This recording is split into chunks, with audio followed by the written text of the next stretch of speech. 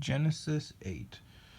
I read from the Institute for Scripture Research because it takes a direct translation from Hebrew to English, Greek to English, and Aramaic to English. And Elohim remembered Noah and all the beasts and all the cattle that were with him in the ark, and Elohim made a wind to pass over the earth, and the waters subsided, and the fountains of the deep and the windows of the heavens were stopped, and the rain from the heavens was withheld, and the waters receded steadily from the earth, and at the end of 150 days the waters diminished.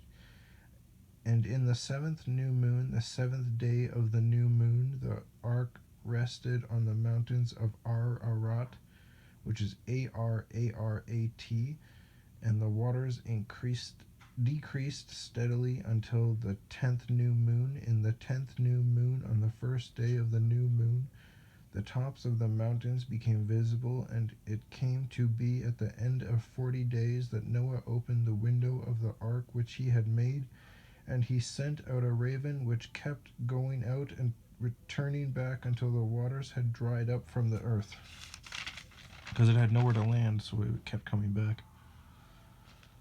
Then he sent out a dove from him. Oh, it was the dove that I think went around making sure. Yeah. Then he sent out a dove from him to see if the waters had receded from the face of the ground. But the dove found no resting place for its feet, and returned into the ark to him, for the waters were on the face of all the earth. So he put out his hand and took it, and pulled it into the ark to himself. And he waited yet another 7 days, and again he sent the dove out from the ark, and the dove came to him in the evening, and see, a freshly plucked olive leaf was in its mouth. And Noah knew that the waters had receded from the earth, and he waited yet another 7 days, and sent out the dove, which did not return to him again. So obviously it found a place to nest. And it came to be in the 601st year, in the 1st month, the 1st day of the new moon, that the waters were dried up from the earth. And Noah removed the covering of the ark, and looked, and saw the surface of the ground was dry. And in the 2nd new moon, on the 27th day of the new moon, the earth was dry. And Elohim spoke to Noah, saying, Go out of the ark, you and your wife, and your sons' wives with you.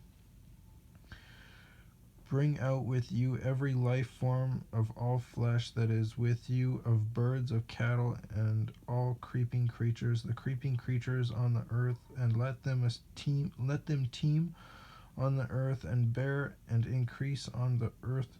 So Noah went out, and his sons and his wife and his sons' wives with him. Every beast, every creeping creature, and every bird, whatever creeps on the earth, according to their kinds, went out of the ark. And Noah built a slaughter place to Yah, and took of every clean beast and of every clean bird an offering, a sending offering on the slaughter place. And Yah smelled a soothing fragrance, and Yah said in his heart, Never again shall I curse the ground because of man,